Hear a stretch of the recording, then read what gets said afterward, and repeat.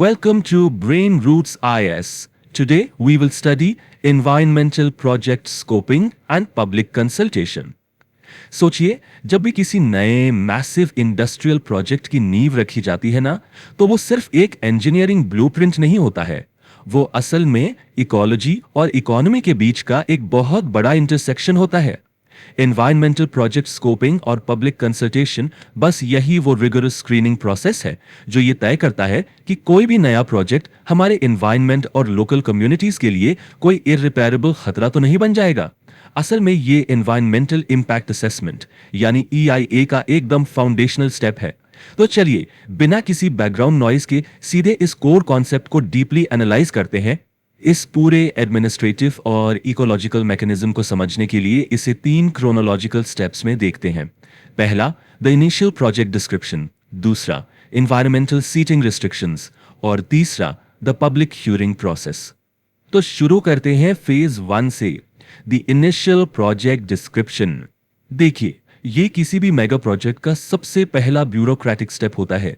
जब भी कोई बड़ी कॉरपोरेशन एक मैसिव फैसिलिटी प्लान करती है, तो ministry of environment and forests को सबसे पहले इसी एक डॉक्यूमेंट का इंतजार होता है। इनिशियल प्रोजेक्ट डिस्क्रिप्शन या IPD एक फाउंडेशनल डॉक्यूमेंट है।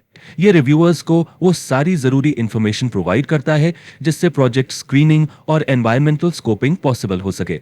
अब ये टर्म्स थोड़े टेक्निकल लग सकते हैं, पर ध्यान से समझिए। स्क्रीनिंग का मतलब है बस ये तय करना कि प्रोजेक्ट को आगे डिटेल्ड क्लियरेंस की जरूरत है भी या नहीं, और स्कोपिंग का मतलब है ये डिसाइड करना कि एनवायरमेंटल स्टडी आखिर किन किन पैरामीटर्स पर की जाएगी। एक तरह से IPD को किसी भी प्रोजेक्ट की बेसलाइन प्रोफाइल कहा जा सकता है। इसमें प्रोजेक्ट के ऐसे कोर कैरेक्टरिस्टिक्स छुपे होते हैं जिन्हें देखकर एक्सपर्ट्स तुरंत अंदाजा लगा लेते हैं कि इकोसिस्टम पर इसका कितना बड़ा प्रेशर आने वाला है। अब MoF के रूल्स के हिसाब से देखें तो IPD में कुछ मैंडेटरी इंफॉर्मेशन का होना स्ट्रिक्टली रिक्वायर्ड है। सबसे पहला, लोकेशन और current land use on tours, यानी जमीन का प्रेजेंट स्टेटस क्या है, वहां का नेचुरल ड्रेनेज या ढालान कैसा है। दूसरा, डिटेल्स ऑफ प्रपोज्ड एक्टिविटी और प्रोजेक्ट कॉस्ट। कॉस्ट देखना इसलिए जरूरी है क्योंकि प्रोजेक्ट की कॉस्ट और उसके पोटेंशियल एनवायरमेंटल फुटप्रिंट के बीच एक सीधा कोरिलेशन होता है। पैसा ज्यादा तो स्केल बड़ा और इंपैक्ट भी बड़ा। और तीसरा, की project elements across pre construction, construction and operation phases, यानी जमीन साफ करने से लेकर भारी मशीनरी इंस्टॉल करने और फाइनली प्रोडक्शन शुरू होने तक हर एक फेज में क्या क्या एक्टिविटीज होंगी, ये सब डिटेल में बताना पड़ता है, क्योंकि हर फेज का अपना एक अलग इकोलॉजिकल इंपैक्ट होता है। इन कोर डिटेल्स के अलावा IPD में कुछ एडिशनल कंपोनेंट्स भी शामिल होते हैं जो इन रिव्यूअर्स का एनालिटिकल टास्क काफी आसान बना देते हैं, जैसे कि ऑफ साइट एक्टिविटीज और एक्सपेक्टेड प्रोजेक्ट इंड्यूस्ड एक्टिविटीज। एक एग्जांपल से समझते हैं। मान लीजिए एक फैक्ट्री लग रही है, तो जाहिर है वर्कर्स के लिए एक नई टाउनशिप बनेगी, नई रोड्स बनेंगी। यही तो प्रोजेक्ट इंड्यूस्ड एक्टिविटीज हैं जो इकोसिस्टम पर एक एक्स्ट्रा लोड डालती हैं। इसके साथ ही प्रोसेस फ्लो चार्ट और PERT चार्ट्स देना अनिवार्य होता है। फ्लो चार्ट से स्ट्रिक्टली ये ट्रैक किया जाता है कि कौन सा केमिकल इनपुट होगा और उसके बदले एनवायरनमेंट में क्या वेस्ट आउटपुट निकलेगा। वहीं PERT चार्ट टाइम और टास्क की मैपिंग करता है, जिससे कैस्केडिंग एनवायरमेंटल इफेक्ट्स को क्रोनोलॉजिकली यानी टाइम के हिसाब से ट्रैक किया जा सके। अब जब IPD का ये सारा कागजी काम पूरा हो जाता है ना, तो एक बहुत ही शार्प एनालिटिकल क्वेश्चन दिमाग में आता है। आखिर एक मेगा प्रोजेक्ट एक्चुअली बनाया कहाँ जा सकता है विदाउट डिस्ट्रॉइंग द इकोसिस्टम? क्या सिर्फ खाली जमीन मिल जाना ही एकमात्र क्राइटेरिया है? बिल्कुल नहीं। यहीं से शुरू होता है हमारा दूसरा phase, environmental siting restrictions. Ministry ने कुछ बहुत ही स्ट्रिंजेंट जियोग्राफिक रूल्स एनफोर्स किए हैं जो स्ट्रिक्टली रिस्ट्रिक्ट करते हैं कि इन इंडस्ट्रियल फुटप्रिंट्स को देश के नक्शे पर कहां प्लेस किया जा सकता है। यहां साइटिंग का एक गोल्डन रूल चलता है जो प्योर एनवायरमेंटल साइंस का बेस है। ध्यान दीजिएगा, proper site selection is the most effective approach in minimizing the requirement of mitigation measures. आसान भाषा में कहें तो prevention is better than cure. Mitigation measures तो वो एंड ऑफ पाइप सॉल्यूशंस होते हैं जो पोल्यूशन होने के बाद अप्लाई किए जाते हैं। लेकिन अगर एक पोल्यूटिंग इंडस्ट्री को किसी सेंसिटिव रिवर या फॉरेस्ट के पास लगाने के बजाय एक बैरन लैंड पर इंटेलिजेंटली प्लेस किया जाए, तो एक्सपेंसिव मिटिगेशन की जरूरत खुद ब खुद मिनिमम हो जाती है। यानी लोकेशन ही अपने आप में एक प्रोटेक्टिव शील्ड बन जाती है।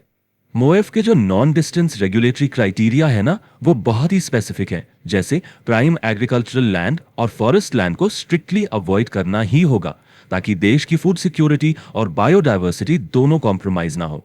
लैंड एक्विजिशन मिनिमम हो, लेकिन एक बफर ग्रीन बेल्ट के लिए पर्याप्त जगह जरूर होनी चाहिए, जहां इंडस्ट्रियल ट्रीटेड वेस्ट वाटर को सेफली यूटिलाइज किया जा सके।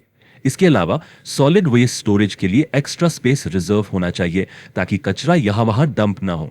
और एक और बात, प्रोजेक्ट का लेआउट नेचुरल लैंडस्केप के अगेंस्ट बिल्कुल नहीं होना चाहिए। फिर आती है एक बहुत ही technical requirement, predominant wind direction को ध्यान में रखते हुए फाइटोग्राफिक बैरियर्स इंस्टॉल करना। अब ये फाइटोग्राफिक बैरियर्स क्या है? ये दरअसल पेड़ों की एक बहुत घनी दीवार होती है, जो हवा के साथ उड़ने वाले टॉक्सिक एमिशंस और नॉइज पोल्यूशन को फिल्टर करती है और उन्हें आसपास की ह्यूमन सेटलमेंट्स तक पहुंचने से रोकती है। इन क्वालिटेटिव क्राइटेरिया के अलावा कुछ बहुत ही स्ट्रिक्ट स्पेशल एंकरिंग डेटा या मिनिमम डिस्टेंस मैंडेट्स भी है। जैसे कोस्टल एरियाज में हाई टाइड लाइन यानी HTL से कम ½ किलोमीटर की दूरी होनी चाहिए, ताकि मरीन इकोलॉजी डिस्टर्ब ना हो। एस्चुरीज, जो कि नदी और समुद्र का मिलन बिंदु होते हैं और एक्वाटिक लाइफ के सबसे सेंसिटिव ब्रीडिंग ग्राउंड्स माने जाते हैं, वहां से 200 मीटर्स का आइसोलेशन जरूरी है। रिवराइन फ्लड प्लेन से 500 मीटर्स की दूरी रखनी होती है, क्योंकि flood plains natural shock absorbers होते हैं। अगर वहां इंडस्ट्री लग गई तो बाढ़ आने पर सारा केमिकल वेस्ट नदी के पानी में घुल जाएगा। हाईवेज और रेलवे से भी 500 मीटर्स की दूरी चाहिए, और मेजर सेटलमेंट्स की प्रोजेक्टेड ग्रोथ बाउंड्री से पूरे 25 किलोमीटर्स की क्लियरेंस मेंटेन करना एक एब्सोल्यूट लीगल रिक्वायरमेंट है। अब इन मेजर सेटलमेंट्स के लिए ये जो 25 किलोमीटर का मैसिव बफर जोन है, इसको ट्रिगर करने वाला आबादी का एक स्पेसिफिक थ्रेशोल्ड है, 3 लाख, यानी 3 लाख।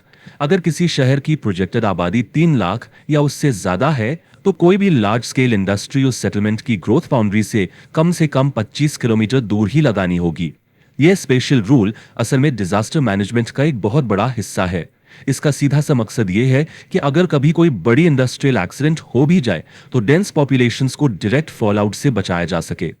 लेकिन ज्योग्राफी और डिस्टेंस पैरामीटर्स चेक होने के बाद भी ये रिव्यू खत्म नहीं होता। उस प्रपोज लोकेशन का असेसमेंट कुछ और क्रिटिकल बेसलाइंस पर भी होता है। चेक किया जाता है कि उस एरिया के करंट एम्बिएंट एयर, वाटर और नॉइस क्वालिटी स्टैंडर्ड्स क्या है। क्या वो एरिया पहले से ही क्रिटिकली पॉल्यूटेड तो नहीं है?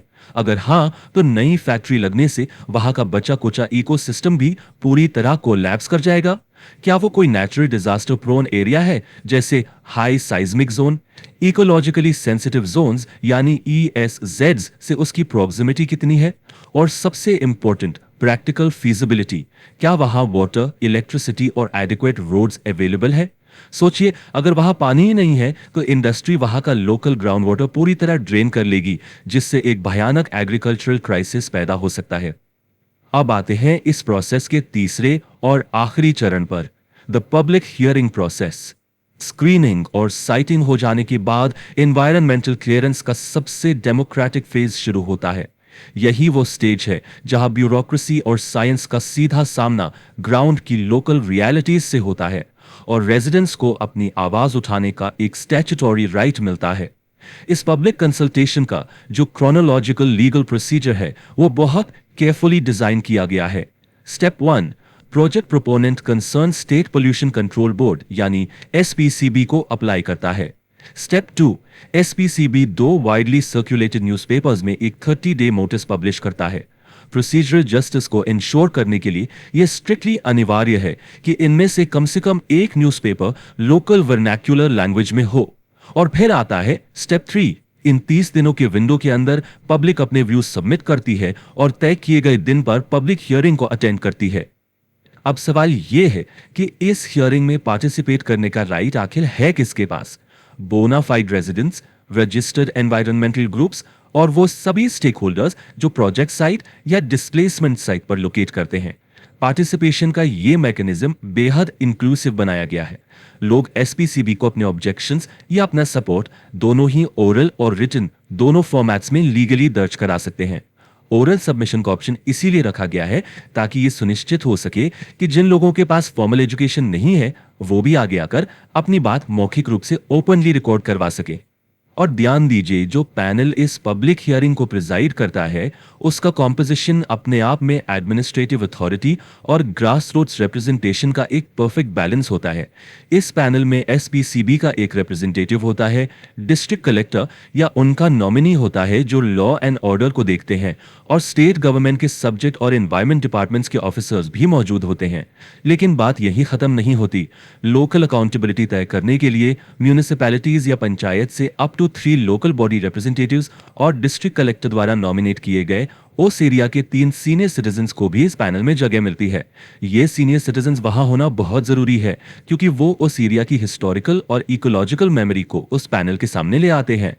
Environmental project scoping, stringent siting constraints और पब्लिक कंसल्टेशन के इस पूरे डीप फ्रेमवर्क को थरोली समझने के बाद एक फाइनल प्रोवोकेटिव थॉट हमारे सामने आता है। Does this framework guarantee perfect environmental protection, और is it merely the first step in a lifelong ecological balancing act?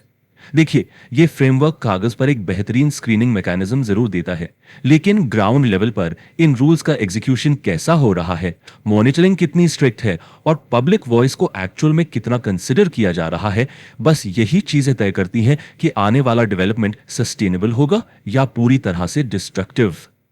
If you found this lecture helpful, like, share and subscribe to the channel.